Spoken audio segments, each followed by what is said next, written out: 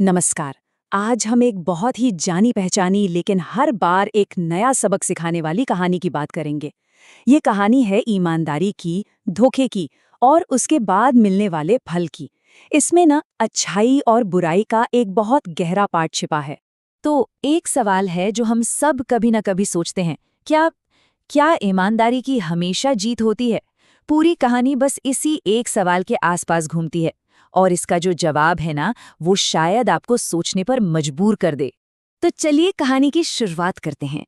मिलते हैं हमारे हीरो भूषण से, एक बहुत ही ईमानदार लेकिन हालात का मारा हुआ इंसान।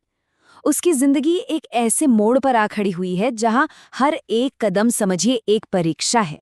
हुआ ये कि भूषण के गांव पर मानो कुदरत का कहर टूट पड़ा। इतना भयानक सूखा पड़ा कि सब कुछ तबाह हो गया। न कोई काम बचा, न पीने को पानी और न ही कोई उम्मीद की किरण। अब जिंदा रहने के लिए उसे अपना घर-बार सब कुछ पीछे छोड़कर एक अनजान जगह विजयपुर की तरफ निकलना पड़ा।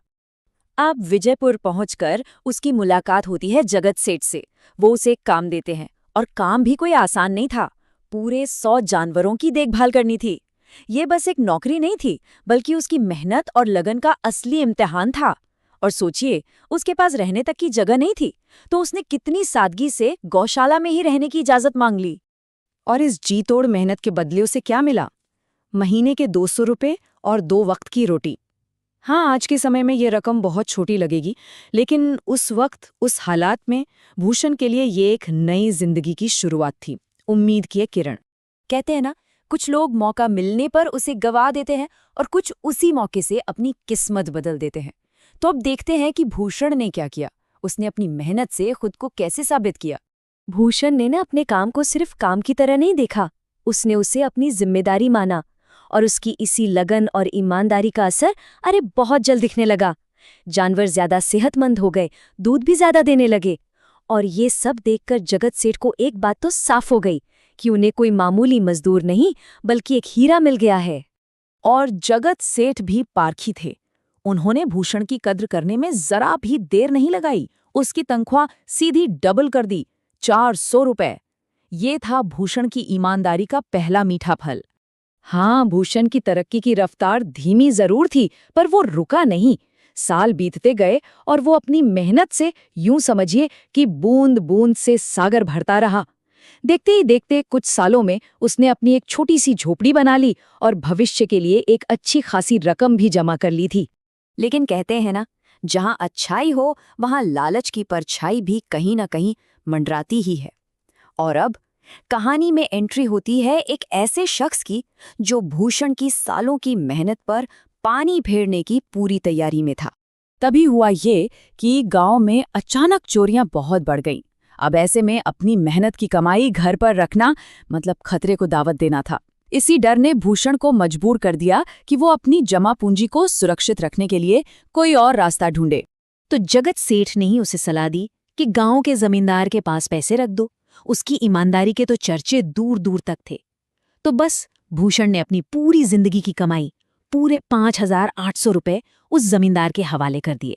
उसे लगा कि अब उसकी मेहनत की कमाई बिल्कुल सही हाथों में है। जमींदार ने भी बड़े भरोसे के साथ कहा, अरे तुम फिक्री मत करो, तुम्हारी रकम मेरे पास एकदम महफूज रहेगी। बेचारे भूषण को तो लगा कि उसने बिल्कुल सही फैसला किया है, पर वो इस बात से पूरी तरह अनजान था कि उसके साथ कितना बड़ा धोखा होने वाला है। फिर 2 साल गुजर गए। भूषण अपनी जमीन खरीदने का सपना पूरा करने के लिए जब पैसे वापस लेने पहुंचा, तो जमींदार ने क्या किया? उसने उसे पहचानने तक से मना कर दिया और उल्टा उसी के मुंह पर जहर भुजे शब्द फेंके, कौन हो तुम? मुझे तो कोई ढोंगी लगते हो। वो दिन शायद भूषण की जिंदगी का सबसे काला दिन था। जमींदार ने सिर्फ उसके पैसे ही नहीं हड़पे, बल्कि अपने आदमियों से उसे बुरी तरह पिटवा कर सड़क पर फेंकवा दिया। सोचिए, अब भूषण के पास सिवाय जख्मों और टूटे हुए भरोसे के कुछ भी नहीं बचा था। लेकिन कहते हैं ना, जब लगता है कि सब कुछ खत्म हो गया, तभी कहीं से उम्मीद की एक किरण रोशनी दिखाती है। कहानी में दोबारा एंट्री होती है जगत सेठ की, और इस बार वो सिर्फ एक मालिक नहीं, बल्कि एक रक्षक बनकर आए थे। घायल भूषण की ये हालत देखकर जगत सेठ को अपनी ही सलाह पर बहुत पछतावा हुआ। उन्होंने ठान लिया कि इस अन्याय का बदला तो लेकर रहेंगे।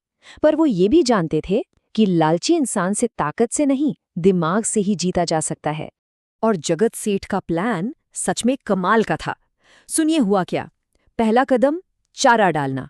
सेठ ने जमींदार को 50,000 रुपए की एक बहुत बड़ी रकम अमानत के तौर पर रखने का ऑफर दिया। अब इतनी बड़ी रकम देखकर जमींदार का लालच तो जागना ही था। फिर ठीक उसी समय प्लान के हिसाब से भूषण अपने पैसे मांगने वहां पहुंच गया।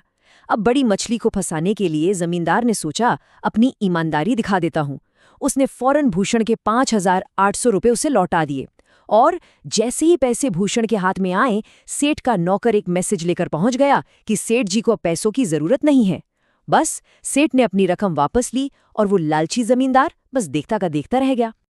और बस इसी के साथ कहानी अपने अंजाम पर पहुंचती है। ये वो पल था जहां हर किरदार को उसके किए का फल मिला और आखिरकार ईमानदारी की जीत हुई। ये जो आप देख रहे हैं ना, ये पूरी कहानी का निचोड़ है।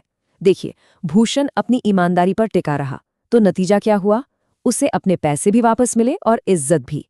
जगत सेठ ने अपनी समझदारी का इस्तेमाल किया तो न्याय भी हुआ और दोस्त की मदद भी हो गई। और वो जमींदार, उसने चुना लालच का रास्ता, तो अंजाम क्या हुआ? अपने ही जाल में ऐसा फंसा कि सब कुछ गंवा बैठा। और आखिर में ये कहानी हमें एक ही बात सिखाती है, एक ऐसा सच जो कभी नहीं बदलता, कि जो इंसान मेहनत और ईमानदारी से कमाता है ना, ऊपर वाला उसका साथ कभी नहीं छोड़ता। ये एक ऐसा विश्वास है जो हर दौर में, हर मुश्किल में हमेशा सही साबित होता है।